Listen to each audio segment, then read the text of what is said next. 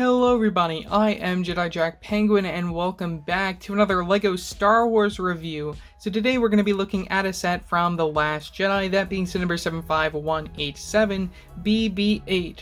This set includes 1,106 pieces, originally retailing for $99.99 back on September 1st of 2017.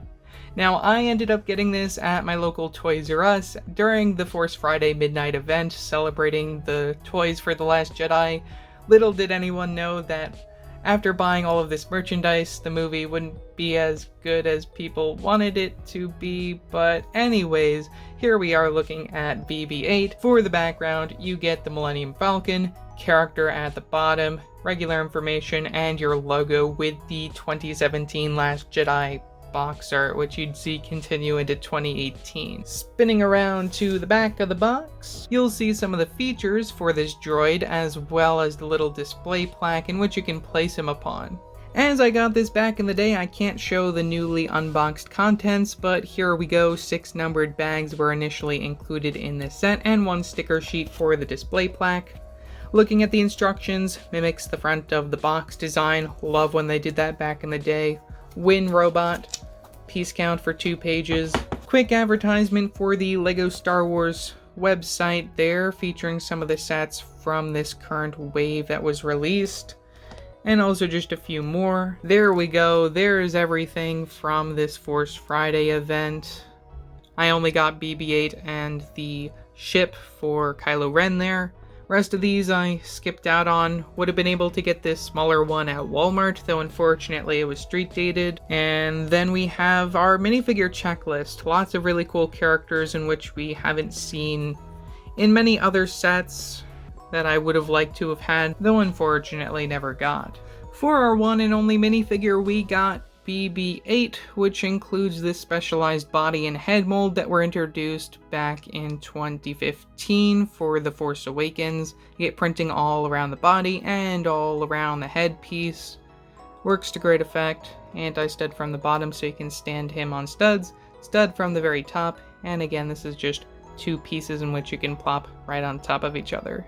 I feel the set was the beginning of a new trend for the LEGO Star Wars theme that we'd later see continue into the 18+ lineup, those being buildable characters, which included these little display plaques and such like you'd see in those 18+ or just the UCS style LEGO Star Wars sets. It's really interesting to see them start including these more and more these days within non-18+ sets. But before we take a look at the giant ball guy himself, we might as well take a quick look at where LEGO wanted you to place him, which is probably one of the most annoying parts when it comes to carrying this thing around. It's not as sturdy as I would have liked it to have been, because if you're carrying it with the droid, of course it's going to fall. I know that may sound stupid, but it's something that I've done many times, just carrying this around with the droid sitting in that spot, when you probably shouldn't, because there really isn't a lot that's keeping it in place. This is meant for display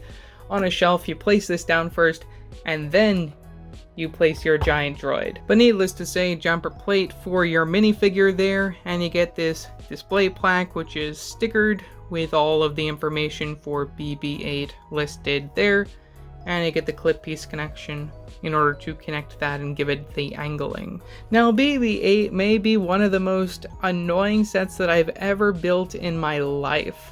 I say that because of just look at all of this stud showing on this thing. You know, just getting a lot of this stuff aligned correctly, because just looking back and forth at the instructions, this is probably one of the more difficult builds as far as these buildable characters. I do really think the studded look looks a lot better than as if they were to do a lot more of a slope design for this character. I'm really interested to see if they come out with a new one when we see the anniversary of The Force Awakens or something. That would be really cool. But as far as the design goes, I think it looks nice. It's just, again, it's very complicated, and especially a lot of the inner workings for Technic, it's easy to get it wrong, which is unfortunate. I tried building this set a few years ago, and I gave up on it just because I didn't really like the build. Technic just really isn't a thing for me. But taking a look at some of the different features we have these circular bits from the side, in which you can actually turn in order to activate functions like, say, this door opening, which we're just going to push it right back in. And we'll show that one more time. All you got to do is just spin this, and it will activate the little thumbs up for BB-8, or at least this is supposed to represent the welding torch for his character.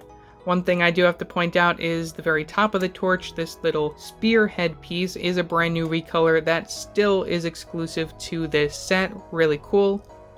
And you can just retract it again by moving that back and closing up the hatch, which is all connected using some Technic features. Now, another one of these circular bits in which you can move is right here. You can move the head in a 360 direction. I think that's really cool, just to mimic the movement of the character, which unfortunately LEGO can't really capture to its essence, because on the real droid the head isn't exactly attached to the body. The body is just this one big ball which connects with the head in some sort of like magnetic way, in which the head can like move around the entire part of the body. It's really interesting, the inner workings of this droid character, and the way that LEGO is able to capture it I think is fine. It works really well as far as LEGO goes. I don't think they would have been able to get it to that point where you'd be able to have the head roll around this very, very blocky body as far as just all of the studs showing and everything. Getting up close and personal with the head design,